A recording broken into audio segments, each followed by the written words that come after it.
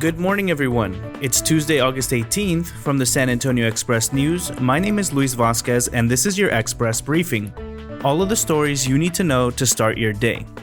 You can expect partly sunny skies and a high of 99 in San Antonio today. On Wednesday and Thursday, the forecast calls for 102 and 100 degrees respectively. The National Weather Service, however, doesn't expect the temperatures to trigger another heat advisory. First run, only in theaters movies are coming back to the big screen on the weekend of August 21st. Chains that have been shuttered since March are reopening, including Regal and AMC, and studios will soon release their first new movies in months. We'll have a preview of that later today. Among other issues on the table in a wide-ranging meeting today, Bexar County commissioners will consider building a new refrigerated facility to make room for more bodies at the medical examiner's office. And now, let's move on to the top stories for the day.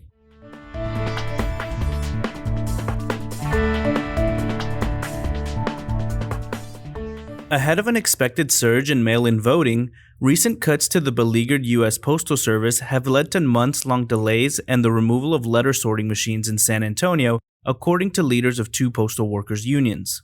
As Democrats and Republicans spar over voting rights, fingers are being pointed at the new Postmaster General, declining mail volume, and the pandemic.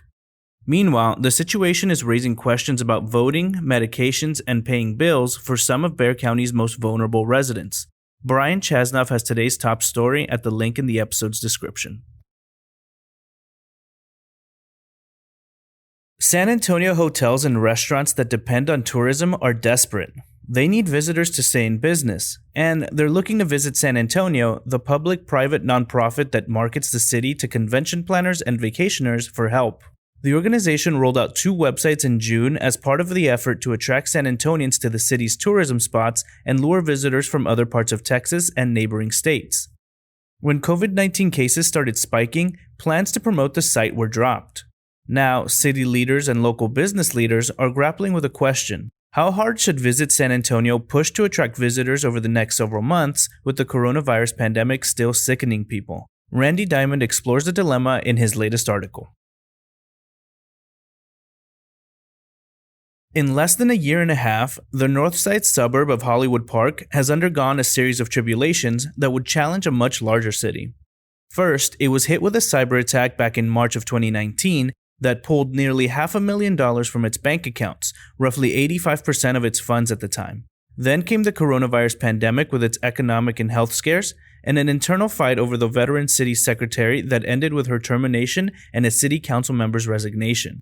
And now, a former mayor of the town has filed a lawsuit accusing the city council of flouting open meeting rules and not being transparent during the pandemic. Scott Huddleston takes a closer look at the town ahead of tonight's city council meeting. Columnist Elena Ayala writes, quote, "If the intention was to generate negative news coverage before the start of their national convention, Democrats couldn't have done a better job by failing to include Texans in its primetime lineup. One of them, a Latino candidate who waged a historic presidential campaign. The former San Antonio mayor and U.S. Housing Secretary Julian Castro has proven he can deliver an electrifying primetime speech at a convention." Elaine's latest column breaks down the roles of Texans at the Democratic Convention and whether it's a sign of Joe Biden's fate in the Lone Star State.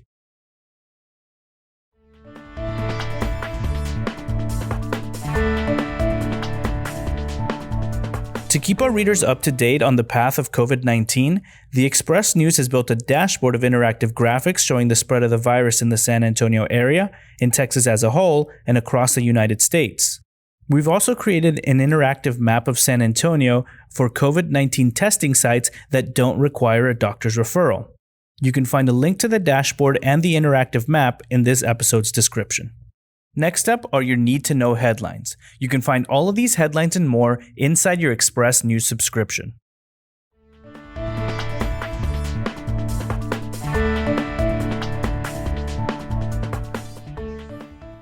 San Antonio recorded 70 new coronavirus cases on Monday as the area's COVID-19 surge continued to abate. Mayor Ron Nirenberg said Bexar County's risk level is now moderate. Law enforcement in San Antonio responded to multiple shootings over the weekend that resulted in at least 5 deaths and other injuries.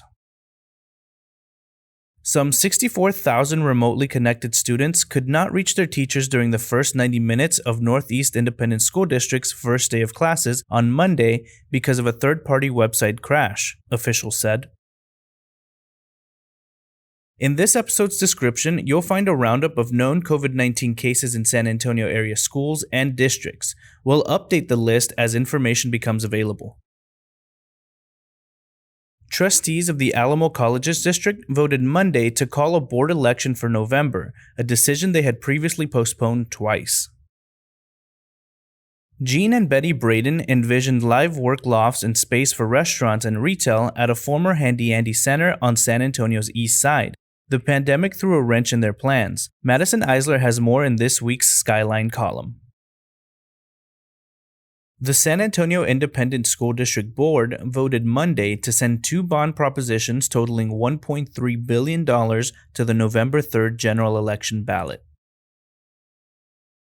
While Beto O'Rourke and Julian Castro might have been left out of the primetime speaking spots at this year's Democratic National Convention, state party leaders are trying to compensate by hosting their own events with 2 of the party's biggest stars in Texas. Amazon.com is reportedly in early talks to buy a portion of San Antonio-based cloud computing company Rackspace Technology. Read more in our latest story in partnership with Report for America. As we head into what is expected to be a record turnout election in November, extra efforts must be taken to make voting safer and more accessible, writes the Express News editorial board. The company behind the oft-delayed aquarium project planned for the shops at River Center Mall in downtown San Antonio and the general contractor have had a falling out. The contractor is now suing for more than $1 million. 1 week after Texas issued new rules to allow in-person visits to resume at nursing homes, a state agency said only 4 of some 1,220 licensed facilities had been approved to start letting residents see family members again. Randy Diamond writes, quote, "Even with fewer travelers venturing out, the journey to and from the airport and the car rental center can be difficult. Picking up your rental can take almost as long as a short flight." Read the rest of his Wary Traveler column at the link in the episode's description.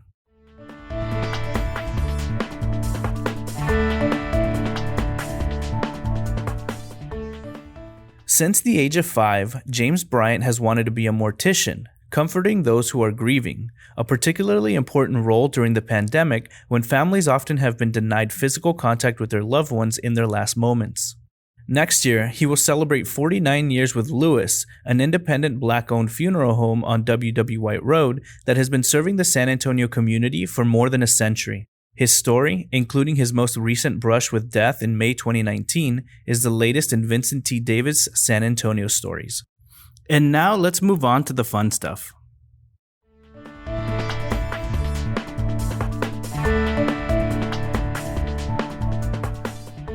In 10 minutes on the grill, this indulgent seafood bounty is ready to eat. This week on Chuck's Food Shop, he'll show you how to grill a seafood bounty of Alaskan king crab legs and lobster tails.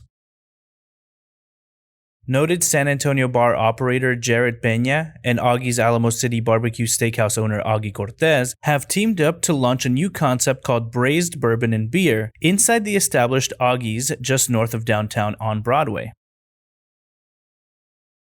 Stuffed animals are great for small dogs, but larger dogs need tougher toys. Kathy M. Rosenthal explains in her latest Animal Matters column.